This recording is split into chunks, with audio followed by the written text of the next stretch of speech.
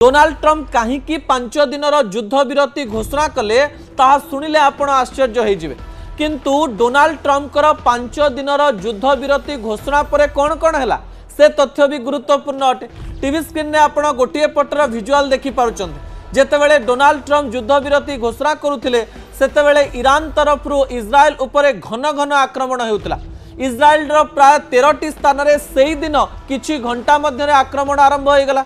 ता सहित इस्राएल तरफरु मध्य तेहरान रे घन घन आरंभ हो जाइथिला। एवं एक कथा देखिक आमको लगुला सतरे कौन डोनाल्ड ट्रम्प को छोट छोट देश भी खातिर करती ना। डोनाल्ड ट्रम्प कहले युद्ध विरति घोषणा कले आकाश रे पुणी युद्ध जहाज गला केमती, आकाश रे विमान उड़िला केमती, एयरक्राफ्ट गुड़िक ईरान केमती पहुंचला और एयरक्राफ्ट गुड़िक इस्राएल केमती पहुंचला। या पछरे गोटे बड़ रहस्य लुचि रही जो रहस्य आपण को आश्चर्य करदेव।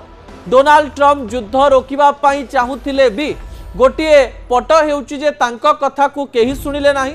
इस्राएल एबे पर्यंत चाही नाही जे युद्ध बंद हो।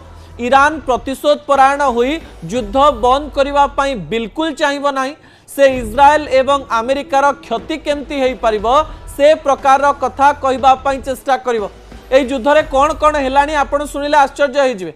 एई युद्ध रे अमेरिकार 4.5 लाख करोड़ क्षति हेई सलानी युद्ध रे।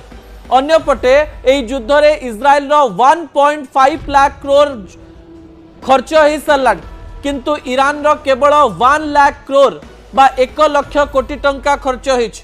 किंतु ईरान एबे भी कहूची जे आमे एमती आक्रमण करिबु जो समय इस्राएल एई आक्रमण को नै किछि चिंता भी करि पारि नथिबो। मु गतकाली रातिर कथा कहूची जेतेबेले तेल अवीव उपरे एमिती क्लस्टर बोमा रे आक्रमण करा गला।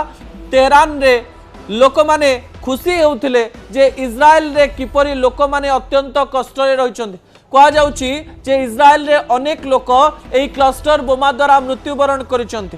ट्रम्प कर 5 दिनर रहस्य जे संपूर्ण मिछ यह प्रमाणित हो गला।